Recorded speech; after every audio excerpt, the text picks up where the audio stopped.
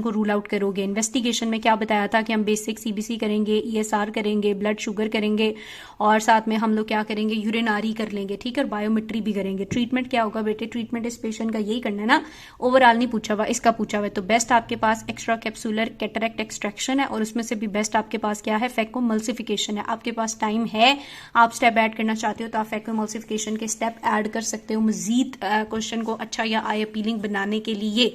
Now next question ये है कि 60 ईयर ओल्ड मैन आपको हिस्ट्री देता है कि painless, again painless gradual, Aahista Aahista, ठीक है, पेनलेस ग्रेजुअल ब्लर विजन है उसकी राइट आई के अंदर और वो डिफिकल्टी फील करता है ड्राइविंग में। He does not have a refraction error, कोई रिफ्रैक्शन एरर नहीं था। सर्जरी आप उसको करना, सर्जरी उसको ऑफर्ड हुई है कि वो सर्जरी करा ले। तो अगेन डायग्नोसिस आपकी क्या है, सिनाइल कैटरेक्ट, क्योंकि 60 ईयर ओल्ड है और gradual painless loss of vision है। कंप्लीट वर्कअप ऑफ पेशेंट, बेटे वर्कअप में अगेन यही सारे स्टेप्स आएंगे। दोबारा से हिस्ट्री ले लें, उसकी ऑक्यूलर एग्जामिनेशन करें और उसके बाद उसकी जो विजुअल असेसमेंट है वो करें, उसके बाद उसकी सिस्टेमिक इन्वेस्टिगेशन करें, फिर बेस लाइन इन्वेस्टिगेशन कराएं एंड देन बायोमेट्री कर लें, ठीक है। उसके बाद कहता है कि आप मुझे ये बताएं कि इंट्रा ऑपरेटिव या पोस्ट ऑपरेटिव कॉम्प्लिकेशंस क्या हो सकती हैं। इंट्रा ऑपरेटिव एनेस्थीसिया देते वक्त सब एराकिनॉइड हेमरेज हो सकता है, पोस्टीरियर कैप्सूल रप्चर हो सकता है, जो लेंस है वो डिस्प्लेज हो सकता है, that is known as subluxation, vitreous body loss हो सकती है, विट्रस उसके अंदर से, या इन्फेक्शन शुरू हो सकता है, दैट इज आयराइडोसाइक्लाइटिस, यानी जो आपकी आयरस है और सीलियरी बॉडी है उसमें इन्फेक्शन हो सकता है। पोस्ट ऑपरेटिव 14 या 48 घंटों के अंदर अंदर एंड ऑप्थेल्माइटिस शुरू हो सकता है, कॉर्नियल एडीमा हो सकता है, वाउंड लीकेज हो सकता है, iris prolapse, raised intraocular pressure, उसके बाद फ्लैट एंटीरियर चैम्बर होगा, सेकेंडरी ग्लूकोमा हो सकता है, कोराइडल डिटैचमेंट हो सकती है, या सिस्टॉइड मैक्यूलर एडीमा। तो जो भी आपके जहन में आएगा, ophthalmitis, edema, leakage, prolapse, raised IOP, glaucoma, ये सब कुछ आप लिख दें। ये क्वेश्चन भी बहुत दफ़ा आता है और सेम ये भी आता है। तो ये जो प्री ऑपरेटिव असेसमेंट है या फिर आपके पास पोस्ट ऑपरेटिव कॉम्प्लिकेशंस हैं, काफ़ी ज़्यादा कॉमन हैं। देन बेटे आपसे नेक्स्ट क्वेश्चन पूछता है कि 25 ईयर ओल्ड लेडी है और उसको अगेन ग्रेजुअल, लेकिन ये 25 ईयर ओल्ड लेडी है, ठीक है, again gradual painless loss of vision हो रहा है दोनों आंखों के अंदर फॉर द लास्ट 4 ईयर। और उसके बाद कहता है इसकी विजन जो है राइट आई के अंदर ओनली प्रोजेक्शन ऑफ लाइट तक थी, सिर्फ वो लाइट को पहचान पाती थी, बाकी कुछ उसको नजर नहीं आ रहा। वाइट ओपेसिटी पिपुलरी एरिया में देखी गई। उसकी जो लेफ्ट आई थी उसमें विजन 6/36 थी और ऑल्सो ग्रे ओपेसिटी भी थी, ओपेसिफिकेशन थी। तो ये आपके पास क्या है, कैटरेक्ट का ही केस है, ठीक है। सो ये विद टाइम है, सो ये आपके पास क्या है, एक्वाइड कैटरेक्ट है। रेलिवेंट इन्वेस्टिगेशंस, अभी पीछे बात कर ली कि रेलिवेंट इन्वेस्टिगेशंस के अंदर क्या क्या हम कर सकते हैं। हम इसकी हिस्ट्री के बाद जो है वो फंडोस्कोपी कर सकते हैं, रेटिनोस्कोपी कर सकते हैं, इंट्राक्यूलर प्रेशर की मेजरमेंट कर सकते हैं, blood CBC, diabetes mellitus, hypertensive, family history, ये सारी चीज़ें रूल आउट करेंगे। ट्रीटमेंट आपके पास नॉन सर्जिकल, जिसमें बेटे बात की थी कि स्पेक्टिकल्स दे सकते हैं, डार्क ग्लासेस दे सकते हैं या माइड्रेटिक एजेंट दे सकते हैं टिल सर्जरी, और मेन इसका ट्रीटमेंट सर्जरी ही है। सर्जरी आपके पास again extra capsular, intra capsular या लेंजेक्टमी, और एक्स्ट्रा कैप्सूलर के अंदर भी मेंशन कर दें जैसे पीछे बताया हुआ था, फैकोमल्सिफिकेशन कर सकते हैं, फेम्टो लेजर कर सकते हैं, स्मॉल एक्सीजन कर सकते हैं, या कन्वेंशनल कैटरेक्ट एक्सट्रैक्शन परफॉर्म की जा सकती है।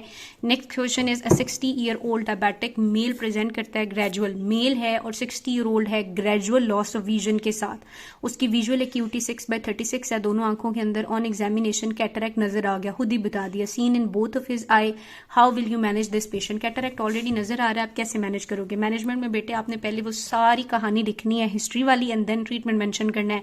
अब मैं बार बार बताऊं, एक तो वही बेवकूफ़ों वाली बात हो जाएगी, लेकिन अगेन आपने मैनेजमेंट के अंदर A to Z लिखना होगा। हिस्ट्री होगी जिसमें आपने पूछना है कि कोई रिफ्रैक्टिव एरर पहले तो नहीं था, कोई सर्जरी तो नहीं हुई, फैमिली हिस्ट्री क्या थी, ग्लूकोमा तो नहीं रहता, ग्लूकोमा की ड्रग्स तो नहीं ले रहे, स्टेरॉइड्स तो नहीं ले रहे क्योंकि स्टेरॉइड की कॉम्प्लिकेशन है कैटरेक्ट, ठीक है। उसके बाद ऑक्यूलर एग्जामिनेशन करनी है, उसके बाद हम लोगों ने उसकी विजुअल असेसमेंट करनी है, विजुअल एग्जामिनेशन के बाद सिस्टेमिक एग्जामिनेशन होगी, इन्वेस्टिगेशन होंगी एंड बायोमेट्री होगी, ठीक है। और ट्रीटमेंट आगे से दो तरह का हो सकता है, सर्जिकल और नॉन सर्जिकल। नॉन सर्जिकल में ग्लासेस होंगी और स्पेक्टिकल्स हैं, डार्क ग्लासेस हैं और मिड्रेटिक एजेंट हैं, और सर्जरी में फिर आप तीनों लिख दें क्योंकि उसने आपसे ऑप्शंस पूछी हुई हैं, इस पेशेंट के बारे नहीं पूछा हुआ। Next question is an 80-year-old male जो है वो हाइपर मेच्योर कैटरेक्ट है उसकी राइट आई में, वो ऑपरेशन नहीं कराना चाहता। आप ये बताएं कि अगर इसने ऑपरेशन ना कराया तो हाइपर मेच्योर कैटरेक्ट से क्या कॉम्प्लिकेशंस होंगी। नंबर 1 फैकोमॉर्फिक ग्लूकोमा हो सकता है, क्योंकि कैटरेक्ट क्या कर सकता है, जो आयरस और प्यूपिल का जो एंगल है उसको ब्लॉक कर देगा। फैकोलिटिक ग्लूकोमा तब होता है कि जो लेंस होता है ना, लेंस के अंदर जो प्रोटीन्स होते हैं वो प्रोटीन बॉडी उनको नहीं पहचानती, तो कैटरेक्ट की वजह से लेंस रप्चर हो जाएगा और प्रोटीन लीक होंगे। ये जो प्रोटीन है इनको क्या होगा, बॉडी फॉरेन एजेंट समझेगी और इनके ऊपर क्या होगा, मैक्रोफेजेस अटैक करेंगे, इनको किल करने की कोशिश करेंगे। सो मैक्रोफेजेस और प्रोटीन ये सारा मैशवर्क नेटवर्क जो है वो इंटीरियर चैम्बर पे जाके क्या होगा, एक्यूमुलेट होगा, मैशवर्क को ब्लॉक कर देगा। तो दैट इज फैकोलिटिक ग्लूकोमा। ठीक है।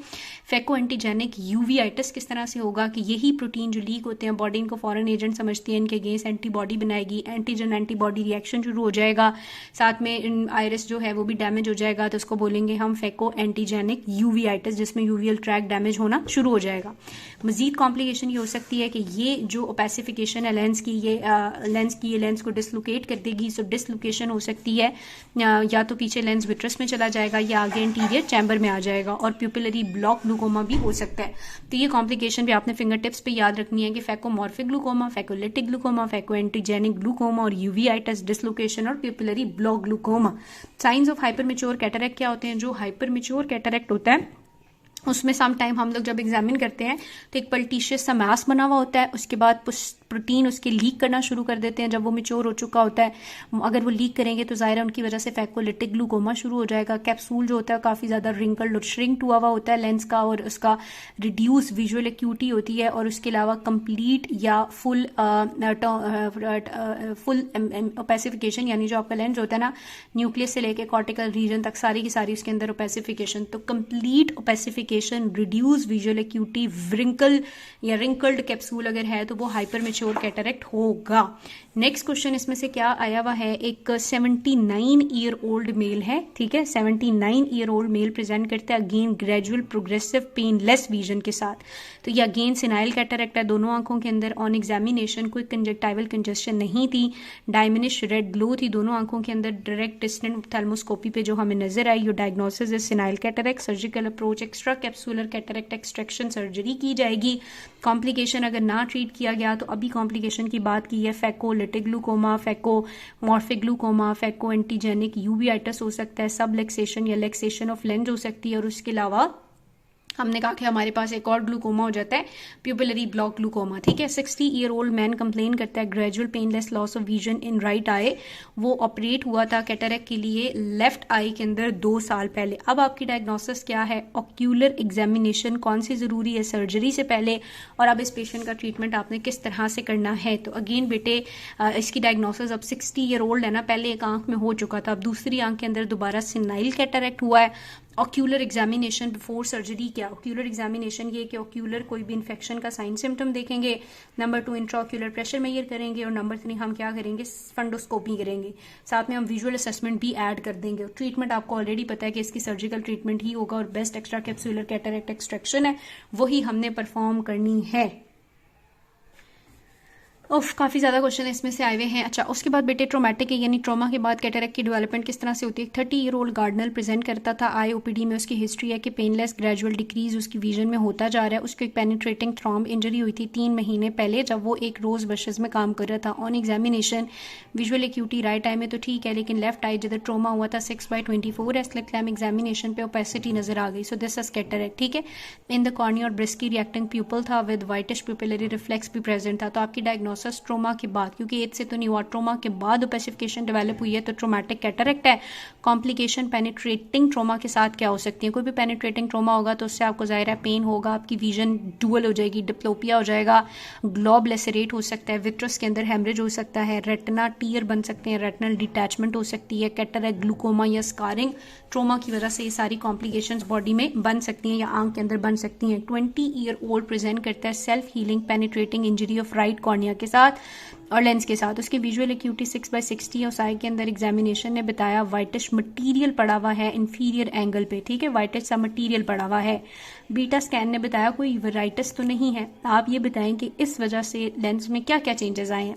लेंस के अंदर ये चेंजेस आए हैं कि लेंस के अंदर नंबर 1 तो कैटरेक्ट बना, नंबर 2 पैसिफिकेशन शुरू होगी, रिंकलिंग हो गई, लीकेज भी है और साथ में आपका जो लेंस है वो श्रिंक भी कर जाएगा। ये चेंजेस लेंस में टाइम के साथ साथ आएंगे। नंबर 1 कैटरेक्ट बनेगा, फिर वो पैसिफाई होगा, फिर उसके अंदर रिंकलिंग आएगी कैप्सूल के अंदर, फिर वो लीक करेगा, लीकेज के बाद वो श्रिंक कर जाएगा। Material at interior angle of eye क्या क्या पड़ा हुआ होगा, लेंस, प्रोटीन, मैक्रोफेजेस, डेब्रिस वगैरह पड़े हुए होंगे। ट्रीटमेंट क्या करेंगे, ट्रीटमेंट इनिशियली हम लोग उसको एट्रोपिन एंटीबायोटिक के ड्रॉप्स वगैरह देंगे और उसके बाद बेटे नंबर 2 फिर वो कहता है कॉर्टिकोस्टेरॉइड देंगे या फिर बाद में हम कैटरेक्ट सर्जरी और इंट्राओक्यूलर लेंस के साथ इम्प्लांट ही करेंगे और तो कुछ कर नहीं सकते। नेक्स्ट क्वेश्चन वो ये पूछता है कि कैटरेक्ट एक्सट्रैक्शन की टाइप्स में से क्वेश्चन आया हुआ है ज़्यादातर कि एक 40 ईयर, चले आजान हो जाए फिर मैं।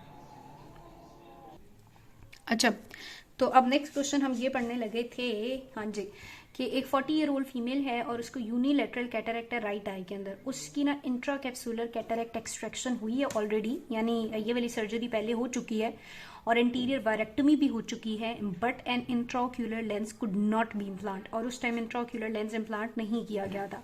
How will you rehabilitate patient visually until surgery. अब दोबारा या सर्जरी करने के लिए यानी इंट्राओक्यूलर लेंस इम्प्लांट करने के लिए वट एवर आप टिल सर्जरी पेशेंट की विजुअली उसको कैसे रिहेबिलिटेट करते हो। इनिशियली आप लोग ज़ाहिर उसको स्पेक्टिकल्स दोगे और साथ में मिड्रियासिस दोगे जिससे प्यूपिल डायलेट होगा और मे बी वो कुछ देख सके।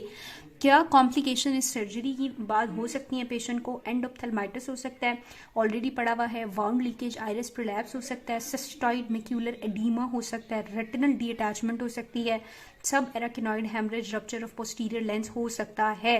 What will be the second option. अब जाहिर है इंट्रा कैप्सूलर ऑलरेडी जो है वो हुआ हुआ था, लेकिन दोबारा से उसको लेंस दोबारा से उसकी जो विजन है वो लॉस हो रही है और उसकी जो राइट आई है उसके अंदर कैटरेक्ट है, ठीक है। अब आपके पास सेकंड ऑप्शन या सेकंड प्रोसीजर क्या आप करना चाहोगे, तो आप एक्स्ट्रा कैप्सूलर कैटरेक्ट करना चाहोगे विद इंट्राओक्यूलर लेंस इम्प्लांट क्योंकि वो ज्यादा बेहतर है, ठीक है। अच्छा, उसके बाद बेटे नेक्स्ट क्वेश्चन आया हुआ है, name surgical method that are use for cataract removal. बहुत दफा आपको करा चुकी।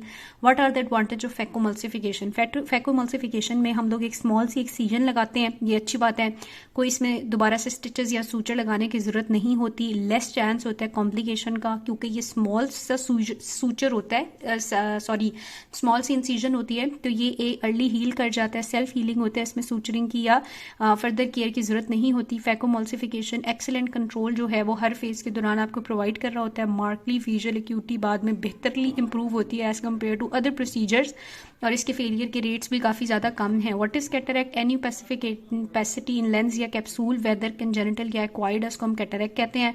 मेथड कैटरेक्ट एक्सट्रैक्शन के क्या है, extra capsular cataract extraction, intra capsular हो सकती है और लेंसेक्टमी की जा सकती है। एफेकिया के बारे में एक क्वेश्चन आया हुआ है, साइन और सिम्टम्स एफेकिया के बताएं। एफेकिया का मतलब होता है एब्सेंस ऑफ लेंस, ठीक है। तो इसके जो साइंस हैं, जो सॉरी साइंस पूछे हुए, इसके साइंस ये होंगे, ये जो लिम्बस है उसके अंदर एक लीनियर सा स्कार जो है वो आपको नजर आ रहा होगा, ठीक है। जो इंटीरियर चैम्बर होता है वो काफी ज्यादा डीप होगा। उसके बाद कहता है कि प्यूपिल जो है वो इंटीरियर जेट ब्लैक अपीयरेंस होगा, सो इंटीरियर चैम्बर डीप होता है और प्यूपिल क्या होगा, जेट ब्लैक होगा। परकंजे इमर थर्ड फोर्स एब्सेंट होंगी, नहीं होंगी, ज़ाहिर है आपका लेंस ही नहीं है आंख के अंदर।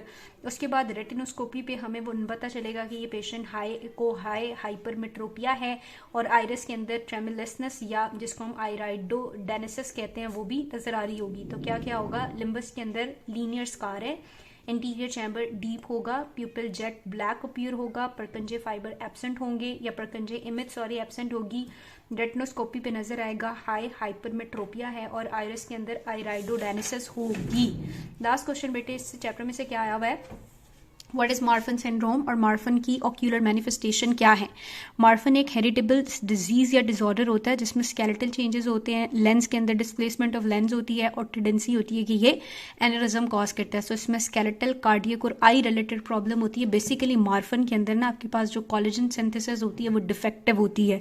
ऑक्यूलर मैनिफेस्टेशन क्या होती है, मार्फन सिंड्रोम वाले पेशेंट को एक्सियल मायोपिया होगा, नंबर 2 ग्लूकोमा होगा, नंबर 3 उसमें रेटिनल डिटैचमेंट का रिस्क काफी ज्यादा होता है और इन सारे रिस्क की वजह से वो क्या कर देता है, एक्टोपिया लेंटिस यानी आपके लेंस को डिस्प्लेस कर देता है।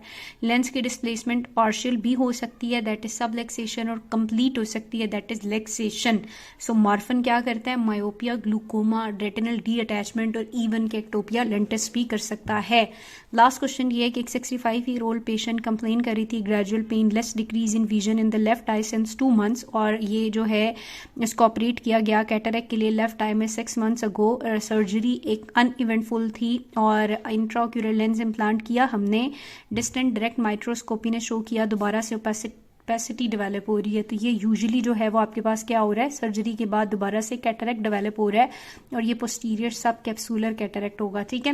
प्री ऑपरेटिव क्या कॉम्प्लिकेशन मैंने आपको पहले पढ़ाई थी, और फिर उसने पोस्ट ऑपरेटिव अर्ली और लेट कॉम्प्लिकेशन ये आपकी बुक में बड़ी अच्छी लिखी हुई है, वहाँ से आप करेंगे।